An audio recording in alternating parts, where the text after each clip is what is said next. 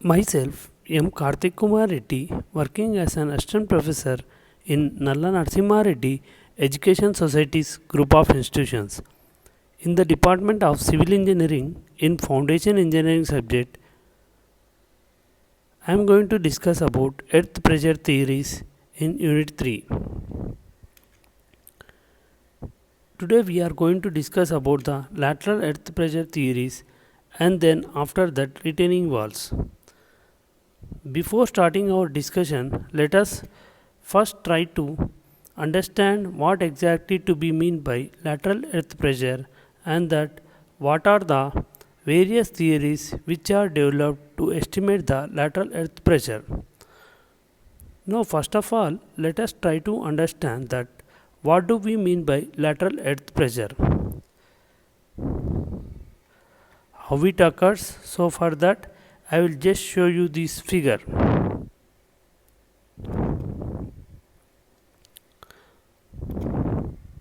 Here, coming to the introduction, you can see that there is a natural slope, and if I cut it by a vertical plane xx as vertical axis shown in the figure, it will result into this kind of situation, and you can see that the soil above this part will have the tendencies to slide over. So in case if you are planning to expand a road, then what will happen is this soil will slide over this road, which is an undesirable situation. So for all means we need to protect this soil to slide down. Now how we can do that?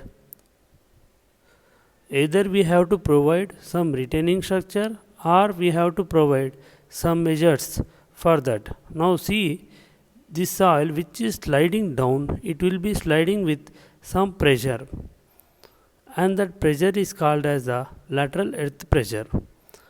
So that is called as the lateral earth pressure. Now let us see this. If I give there a retaining structure of this kind, then what is happening is the soil which was there about in this spot, this is creating a lateral pressure which will be resisted by this retaining structure, and that is why it is called as a retaining structure. So you can see that this retaining structure will function properly in the case of a retaining wall when this lateral earth pressure is estimated properly, because let us say that lateral earth pressure is very nominal, then we do not require such a big cross section of a retaining structure, and accordingly if it is magnitude is higher and we have to go for larger cross section, so that the retaining structure will be able to take that much of the load without falling downwards. The stability is the only criteria which has to be taken into account. So that why the estimation of this lateral earth pressure which is exerted by the soil becomes very essential. Now you see the soil.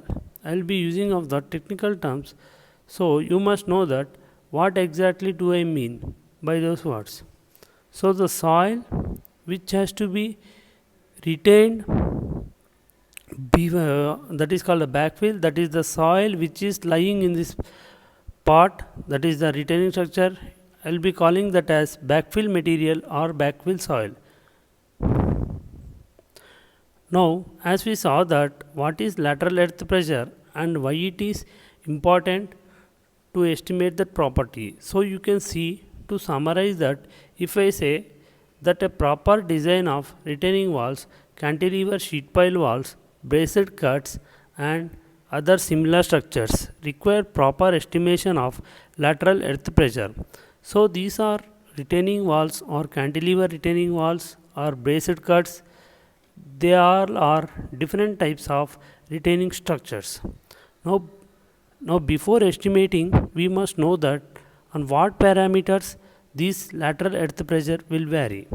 So this lateral earth pressure is basically a function of type and amount of wall movement. Now let us see, in that figure the soil was varying to sliding downwards, which will cause the pressure on the wall. Wall will have the tendency to move either towards the soil or away from the soil, away from the wall. So the type and the amount of the wall movement which is taking place will affect the lateral earth pressure. Then shear strength properties of soil. What do we mean by shear strength parameters is that the cohesion and angle of internal friction, that is C and phi. So depending upon the properties of soil, the lateral earth pressure will be varying. Now for here, what do we mean by soil is explained is the backfill soil, then the unit weight of the soil, and then drainage conditions in the backfill. Drainage conditions means you know that there are basically two types of soil, cohesive soil and non-cohesive soil. Then in cohesive soil, the drainage conditions are not that good, but in case of non-cohesive soil, drainage conditions are very good. So depending on the type of the soil and subsequently drainage condition of that, the lateral earth pressure will be different. That is, the lateral earth pressure in case of cohesive backfill will be different, and the lateral earth pressure in case of cohesionless backfill will be different.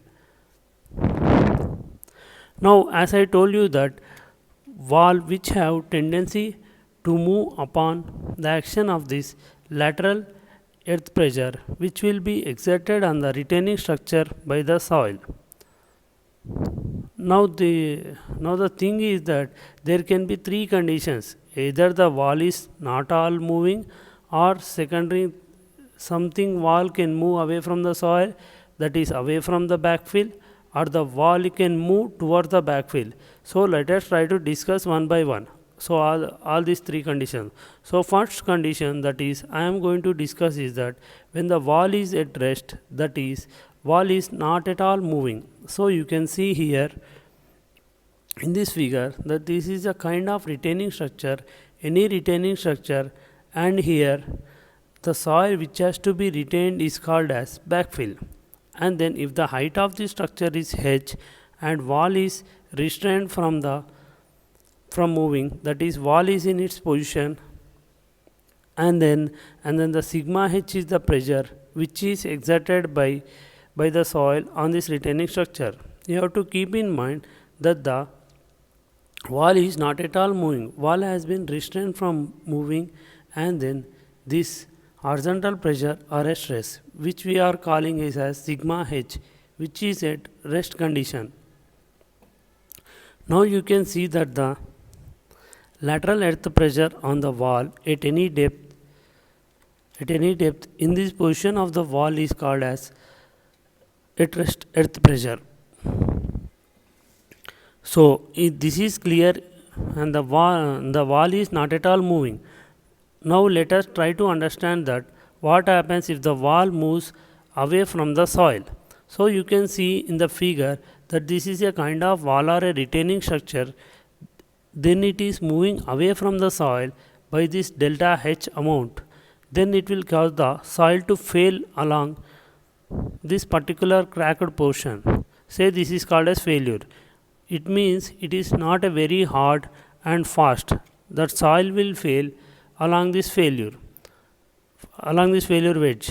It can take any other shape. It can fail like this in a cracked portion depending upon the weakness, but let us say for tentative thing we assume that this is the wedge of the soil which is failing. So here wall may tilt away from the soil which has to be retained. The condition is called active condition. You see a triangular soil wedge behind the wall,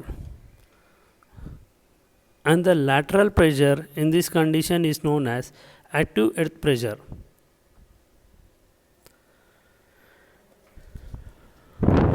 Now this one we have discussed that when the soil is at rest, the second thing when the soil is moving away from the